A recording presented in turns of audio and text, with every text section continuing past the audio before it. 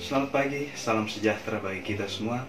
Bapak, Ibu, saudara-saudara yang terkasih dalam Tuhan, kita berjumpa kembali pagi hari ini di Kalimbuang Boba, Renungan Harian Gereja Toraja Jemaat Landraki Biringkanaya. Edisi hari ini, Selasa 16 Juni 2020. Bersama saya, Penatua Ratu Pasca Ramba. Mengawali hari kita pada hari ini, kita akan berdoa, membaca dan merenungkan firman Tuhan yang akan terambil dari 1 Tesalonika pasal 2 ayat 17 sampai dengan ayatnya yang ke-20. Sebelum kita membaca dan merenungkan firman Tuhan, mari kita berdoa. Kita berdoa. Kami hadir di hadapan-Mu Tuhan, mengucap syukur atas segala kebaikan-Mu kepada kami, atas anugerah kehidupan yang telah Kau limpahkan kepada kami. Kini Tuhan, kami akan membaca dan merenungkan firman-Mu. Berkati dan mampukan kami ya Tuhan, layakkan kami untuk membaca dan merenungkan firman-Mu ini, biarlah firman ini boleh menjadi bagian kehidupan kami ya Allah. Ini doa kami Tuhan, ampunkan selalu kesalahan kami, terima kami yang bermohon dalam nama Yesus Kristus yang adalah Tuhan dan Juru Selamat kami yang hidup. Amin. Bagian firman Tuhan dari 1 Tesalonika pasal 2 ayat 17 sampai 20 akan saya bacakan bagi kita semua. Tetapi kami, saudara-saudara, yang seketika terpisah dari kamu, jauh di mata tetapi tidak jauh di hati, sungguh-sungguh dengan rindu yang besar telah berusaha untuk datang menjenguk kamu, sebab kami telah berniat untuk datang kepada kamu. Aku, Paulus, malahan lebih dari sekali, tetapi iblis telah mencegah kami. Sebab siapakah pengharapan kami atau sukacita kami atau mahkota kemegahan kami di hadapan Yesus Tuhan kita pada waktu kedatangannya kalau bukan kamu? Sungguh kamulah kemuliaan kami dan sukacita kami. Bapak Ibu yang terkasih dalam Tuhan kita Yesus Kristus, tema dari renungan harian kita pada pagi hari ini adalah jauh di mata, dekat di hati. Kata jauh di mata atau kalimat jauh di mata dekat di hati mungkin sudah sering kita dengar dan itu menjadi kata-kata yang umum. Tetapi mungkin baru sebagian dari kita yang tahu kalau ternyata kata jauh di mata tetapi tidak jauh di hati itu ada juga dalam Alkitab. Justru dari sinilah sumber dari kata-kata itu. Kata-kata jauh di mata dekat di hati itu muncul bagi orang-orang yang harus terpisah dari orang-orang yang mereka sayangi, orang-orang yang mereka kasihi.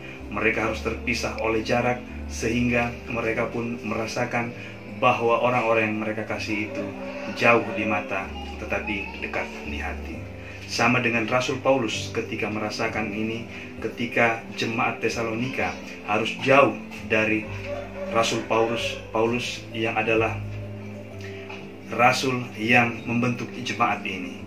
Rasul Paulus begitu rindu ingin bertemu dengan jemaat-jemaat di Tesalonika, tetapi mereka tidak dapat bertemu karena iblis pun mencegah. Tetapi mereka merasakan kasih sayang yang begitu hangat. Mereka boleh jauh di mata tetapi dekat di hati. Jauh di mata, dekat di hati terjadi ketika hubungan yang begitu akrab, begitu intim terjadi antara orang dengan orang yang lain. Ketika hubungan yang akrab itu dilandasi dengan kasih dari Tuhan, maka keakraban itu akan terjadi. Dan ketika mereka terpisah, mereka akan menjadi pribadi yang jauh di mata, dekat di hati. Begitu juga dengan kita. Sebagai orang percaya, kita mungkin tidak pernah melihat Tuhan secara langsung, tetapi kita bisa merasakan kehadiran Tuhan dalam hati kita. Tuhan tidak pernah jauh dari hati kita. Mungkin kita tidak pernah melihat Tuhan secara langsung, tetapi kita bisa merasakan kasih-Nya di dalam hati kita, dalam kehidupan kita. Hal itu bisa terjadi karena kita mempunyai hubungan yang dekat dengan Tuhan. Hubungan yang dekat itu akan menjadi pengikat kita dengan Tuhan Sang Pencipta kita. Maka dari itu, marilah kita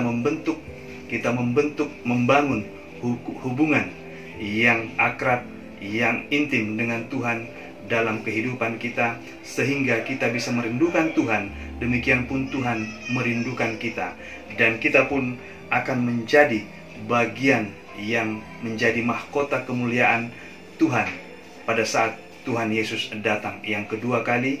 Marilah kita membentuk hubungan itu sehingga kita mempunyai mahkota kemuliaan, kita mempunyai sesuatu yang bisa kita banggakan, yang bisa kita andalkan ketika Tuhan datang, yaitu iman percaya kita. Iman yang terbentuk dari hubungan yang intim, hubungan yang dekat dengan Tuhan.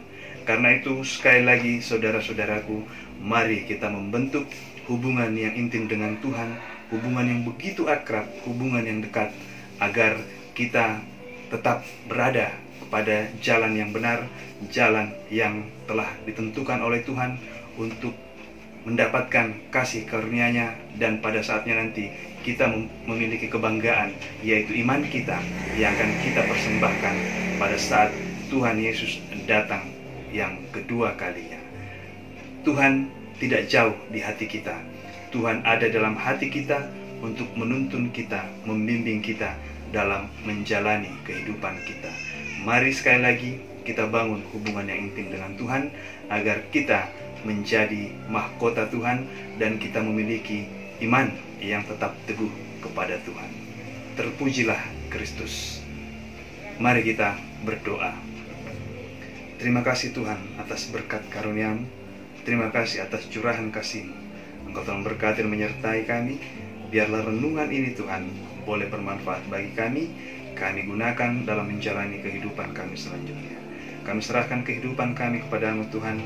Lindungi kami, layakkan kami, mampukan kami untuk tetap ada di hadapan-Mu ya Allah. Ampunkan segala dosa kesalahan kami. Terima kami yang bermohon dalam nama Yesus Kristus, yang adalah Tuhan dan Juru Selamat kami yang hidup. Amin. Demikian renungan harian hari ini. Terima kasih, Tuhan memberkati kita.